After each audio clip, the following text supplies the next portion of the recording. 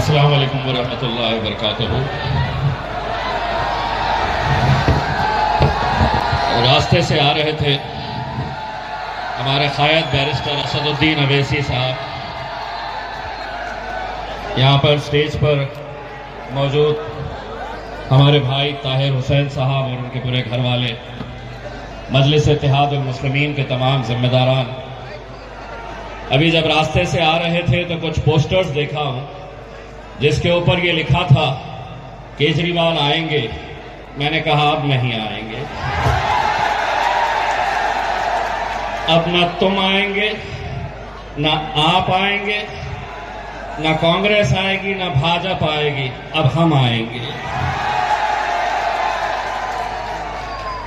भाइयों, मैं जिस दिन से मजलिस इत्तेहाद उल मुस्लिमीन ने यह फैसला लिया कि हम मुस्तफाबाद से ताहिर हुसैन साहब को मैदान के अंदर उतारेंगे, सारी दिल्ली के अंदर ही नहीं बल्कि पूरे हिंदुस्तान के अंदर खलबली मच गई। इतनी तकलीफ होने लगी। जिस दिन ऐलान हुआ उसके दूसरे ही दिन मुंबई के पत्रकारों ने मुझसे पूछा, उन्होंने कहा कि भारतीय जनता पार्टी के एक नेता ने इसका विरोध किया है कि आप ताहिर हुसैन को कैसा टिकट दे सकते हैं। मैं कहा, अगर तू साध्वी को दे सकता है तो ताहिर तो मेरा भाई है, बिल्कुल दूंगा। और वैसे भी ये भाजपा के जो छोटे मोटे नेता हैं इनके ऊपर हम दखल देते नहीं है, उसमें बहुत ज्यादा अहमियत इन्हें देते नहीं है। मुझे पूरा यकीन है कि कानून ये कहता है कि जब तक तुम्हारा जुर्म साबित नहीं होता है तब तक हर इंसान बेगुनाह है। यकीनन आज हिंदुस्तान की जेलों के अंदर न जाने कितने ऐसे ताहिर हुसैन जेलों के अंदर न जाने कितने सालों से अपनी जिंदगी गुजार रहे हैं।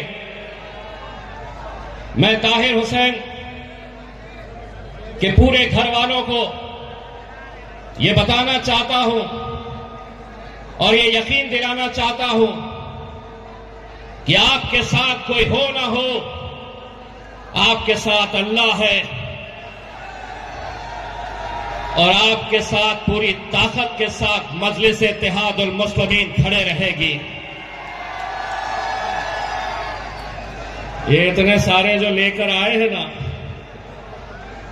ये सुनने के लिए आए हैं कि असद साहब कैसा ताहिर हुसैन को टिकट दे दिए।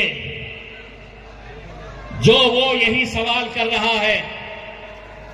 हमें यकीन है कि मुस्तफाबाद की आवाम ताहिर भाई के साथ उतनी ही ताकत के साथ खड़े रहेगी जितनी ताकत के साथ बैरिस्टर असदुद्दीन अवैसी साहब, इम्तियाज जलील साहब, शोएब जमाई और यहां के नौजवान बुजुर्ग, मेरी माएं और बहनें, ये मत समझो कि ये ताहिर हुसैन के साथ हुआ है।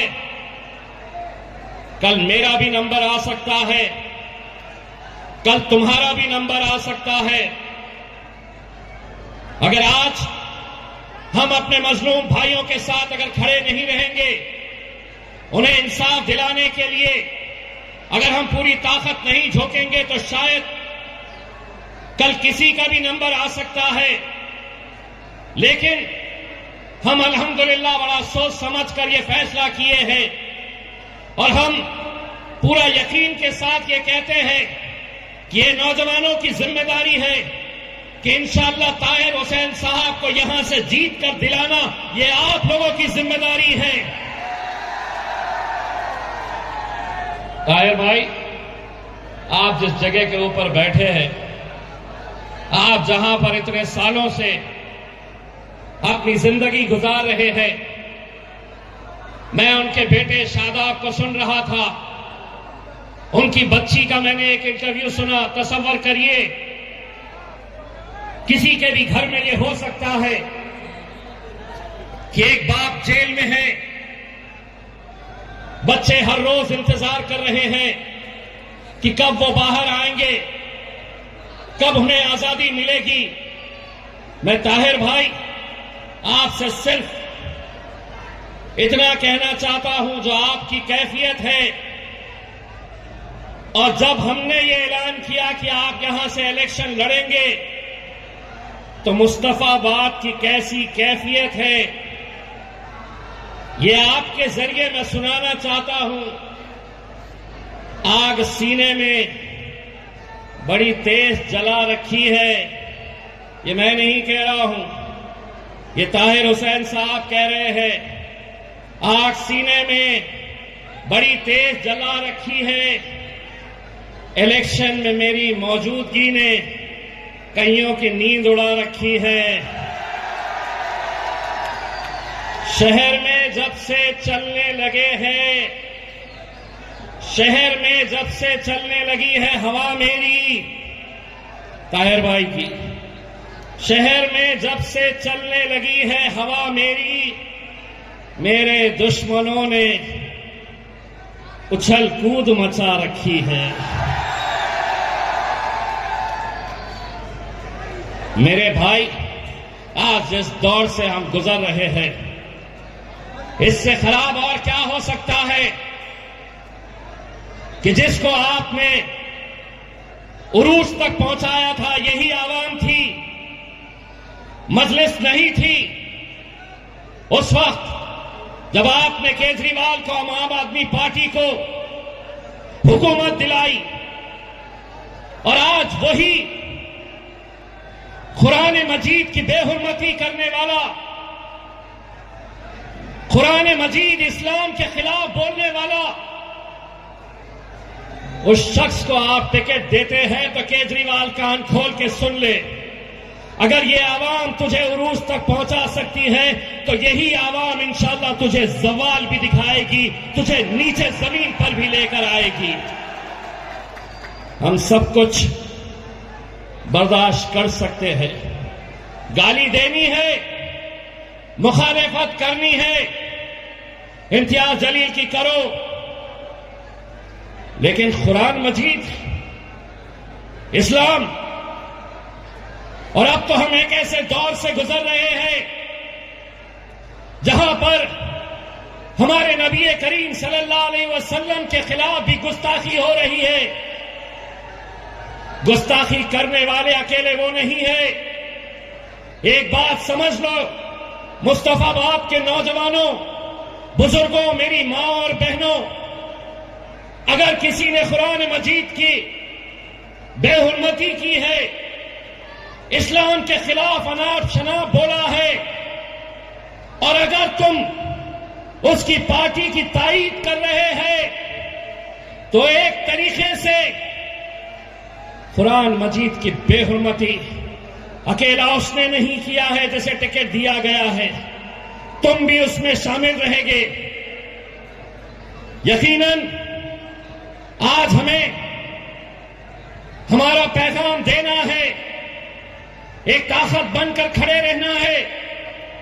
जलसे सजेंगे, आप आएंगे सुनने के लिए, लेकिन यकीन मानिए, वो दिन तसव्वुर करिए कि जिस पार्टी ने ताहिर हुसैन को जिस तरीके से निकालकर बाहर अपनी पार्टी से फेंका है, इंशाअल्लाह वो दिन भी आएगा कि सीना चौड़ा करके ताहिर हुसैन दिल्ली की विधानसभा के अंदर जाएगा और उनके बीच जाकर बैठेगा जिन्होंने उसे जेल तक पहुंचाने का काम किया है।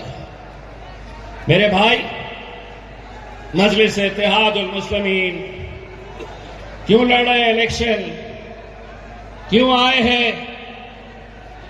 शादाब से पूछो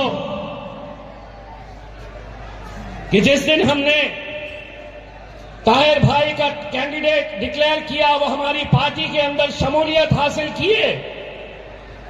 कितने आम आदमी पार्टी के नेताओं ने इन्हें फोन किया, रुकाने की कोशिश की। अगर तुम बुरे वक्त में इनका साथ देते तो शायद ये हमारे साथ नहीं आते, लेकिन तुमने इन्हें अकेला छोड़ा, तन्हा छोड़ा, इनका साथ नहीं दिया, इनका दामन नहीं पकड़ा। इसीलिए आज हमने कहा कि तुम्हारे साथ कोई हो ना हो, हम तुम्हारे लिए खड़े रहेंगे।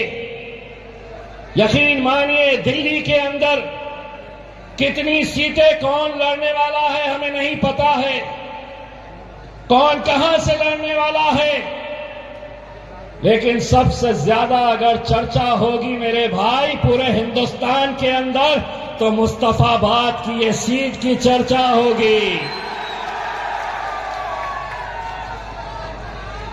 और जश्न सिर्फ मुस्तफाबाद नहीं मनाएगा, हिंदुस्तान के अंदर हर वो मजलूम जिसे लगता है कि हमारा कोई नहीं है, अरे जिसका कोई नहीं उसका खुदा होता है मेरे भाई।